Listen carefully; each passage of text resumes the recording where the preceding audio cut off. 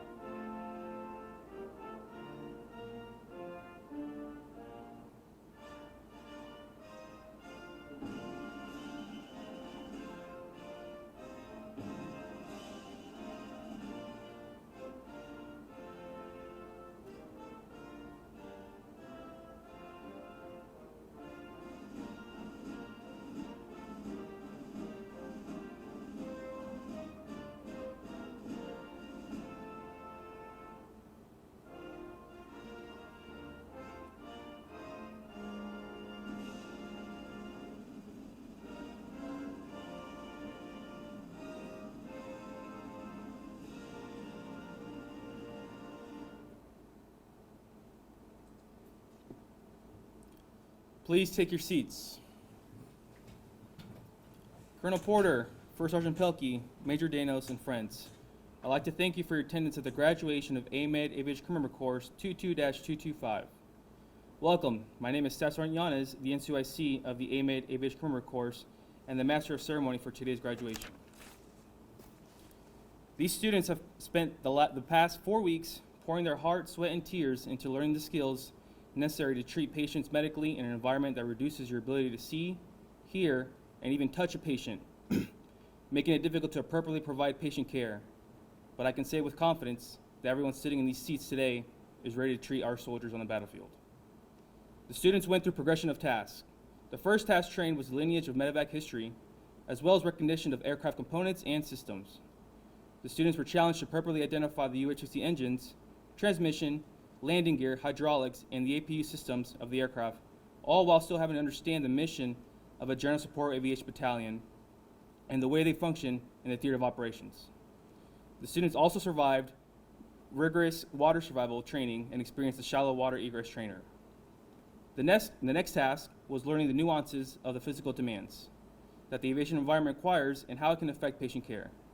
During this time, the students completed a reduced oxygen breathing device where they experienced the physiological effects of high altitude and hypoxia in a simulated 20,000-foot unpressurized flight. After the aviation-specific tasks were completed, the next phase was to focus on operationalizing their medical task in the back of the aircraft. The students executed matched couch scenario training where they assessed, triage, and treated multiple patients while still being able to manage a chaotic scene. Additionally, the students completed a critical care cumulative situational training exercise where they had to manage a post-surgical patient. These students were able to organize their patient care, which consisted of fluid, medication, and blood administration, while still having to manage multi-system trauma. It has been a very busy and challenging educational experience. Next, I would like to introduce Major Kenneth Danos, the detachment commander for the Fort Rucker Medevac Unit, United States Army. Thank you, Sergeant Yanez. That video really pumped me up, so I'm ready to go. Colonel Porter, Lieutenant Colonel Cruz, First Sergeant Pelkey, family and friends, students of Class 225, good morning. It's my distinct honor to be your guest speaker here today. Over the past 4 weeks, you've been introduced to the world of Army aviation. In addition to pharmacology, patient movement items, hoist operations, you've learned more about aircraft systems, night vision goggles, and medevac doctrine than you thought you ever would. Today, after months of training as a combat medic, critical care paramedic, and now as an aviation crew member, you stand ready to enter the combat force and put your skills to the test. In preparation for your new journey, today, I want to talk to you about trust. Just yesterday at Flatiron, the medevac unit here on Fort Rucker, we were discussing trust. We're discussing how much trust that the non-rated crew members in the back of the aircraft put into the hands of the pilots in command that are up front. And the responsibility of those pilots in command to know everything about the mission, everything there is to know, make those sound decisions, and bring everybody back home safe. You see, trust is a bedrock. It's the foundation of all things we do as soldiers, and especially as aviation crew members. When citizens of the United States lay their heads down to rest at night, they know, they lay down to sleep peacefully. They know that there are men and women of the armed forces standing ready to deploy, engage, and destroy the enemies of the United States in close combat. Likewise, within our teams and our units, medevac in particular, trust is paramount. Just like the Spartans of old, your team members expect you to be there to cover their blind spots and make sure they make it home. For you, flight paramedics, there's a sacred trust, more sacred than the basic trust, that you must uphold. That's the trust that's been built since the early days of Army medevac and solidified by Major Charles Kelly with the famous line, "When I have your wounded." On 1 July 1964, in the hot jungles of Vietnam, Major Kelly took off in his UH-1 Huey helicopter for a medevac mission. Upon arrival, Major Kelly found the enemy waiting with a withering barrage of fire. Advised repeatedly to withdraw, he calmly replied to the ground element's advisor, "When I have your wounded." Moments later, he was killed by a single bullet, but his legacy lives on in medevac units, in aeromedical evacuation officers, and now in you. You are now the bearer of this sacred trust. And the power of this sacred trust cannot be overstated. Our fighting forces are emboldened to step into the breach and face seemingly insurmountable odds because they know that dust-off will be there when they need us the most. No matter what, dedicated, unhesitating. We hear stories from our ground forces where they're experiencing the worst moments of their life, frantically treating their battle buddies, fighting for their lives, not sure if they're going to make it back home to their families. In the distance, they hear the whopping and the whirring of the medevac helicopter inbound, and an instant calm comes over them. That's because they know we've got them. We bring them home. That's your job now. So you may ask, how can I do my part to uphold this trust? Well, I can frame it in three ways within the Army ethic: character, competence, and commitment. As a medevac commander, this is what I expect of you. Character: do what's right, legally, morally, and ethically. Choose the hard right over the easy wrong every time. As you have experienced thus far in life, there are ample opportunities for easy wrongs. We're different. We're different than that. Whether it's using your social capital in today's world to protect a team member from sexual harassment or discrimination, or initiating an investigation for an inaccurate drug inventory. We must uphold that trust, and we must do what's right. In order to maintain trust with the American people, our teams and our crews, we must set the examples as leaders of character, first and foremost. Competence: our teammates expect you to be the subject matter expert in all things combat casualty care and evacuation. We expect you to know the SMOG, front and back. We expect you to know the capabilities of all the treatment facilities in your area, and we trust you to draw the right amount of drugs at the right time and properly account for them afterwards. On top of that, we expect you to be an expert crew member, understanding the mission and its capabilities of the aircraft. And we expect you to get into spirited debates with CNAs, flight surgeons, and academic one-upsmanship, just like our very own Sergeant First Class Thomas Applehans does all the time. Some of you will go on to be flight instructors, standardization instructors, platoon sergeants, first sergeants, and sergeants major. We expect you to uphold the standards and know more than even the crew chief sometimes, because you have to train them.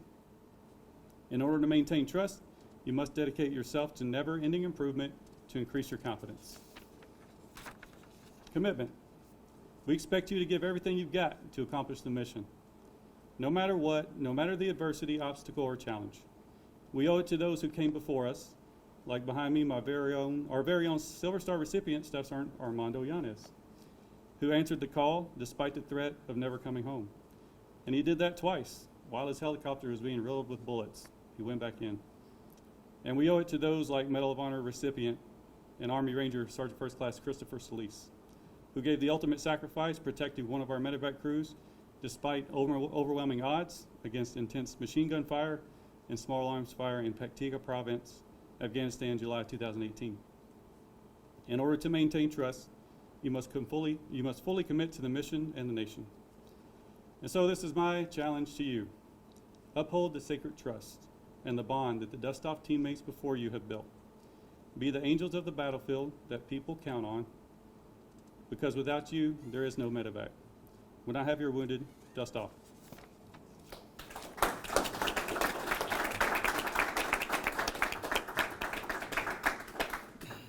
Thank you, Major Janos, for the inspiring words. Before we conduct a presentation of the wings, I would like to call Specialist Campbell to the stage to lead the students in the Flight Medic Oath.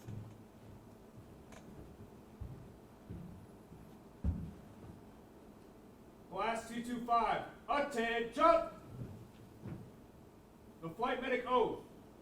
I accept the solemn responsibility which has been placed on me as a member of the aviation healthcare community.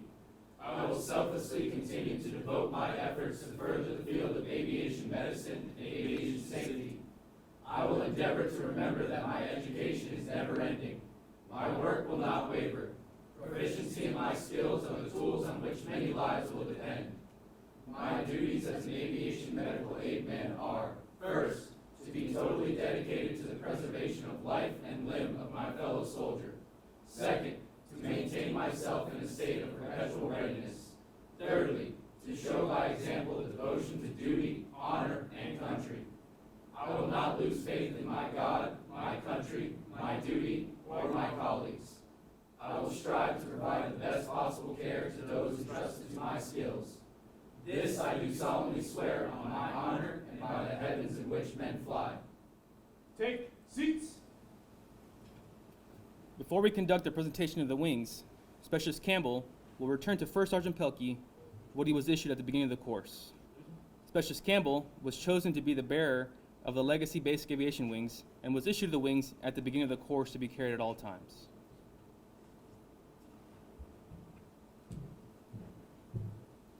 We will now conduct the presentation of the wings. I ask you to hold your applause until all flight medics are presented their wings.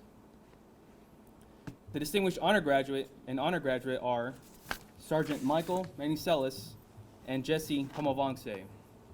They'll be receiving a certificate of achievement from the Department of Aviation Medicine. Additionally, the distinguished honor graduate will also receive a unit coin and both receive a patch as well. Sergeant Michael Manicelis.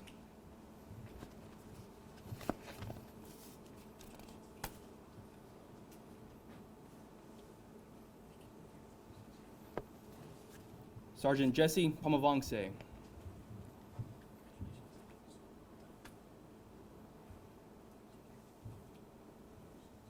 Students who finish in the top 20% are also selected for the Commandant's List. The Commandant's List recipient is Sergeant Devin Roche.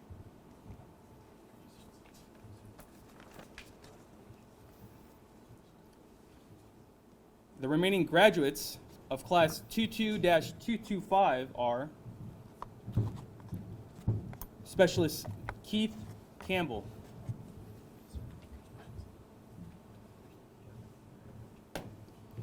Sergeant Lance Dalavendiwa,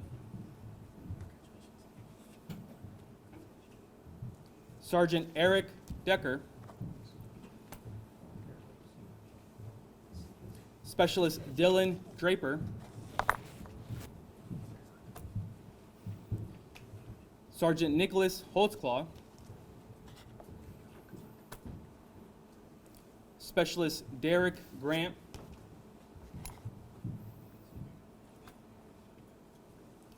Sergeant Braxton Malloy,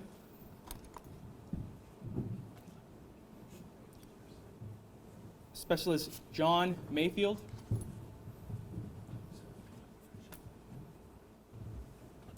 Sergeant Juliana Simons,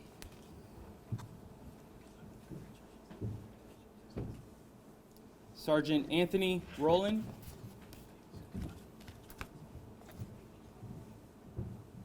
Staff Sergeant Liam Sullivan, and Staff Sergeant Najee Warden.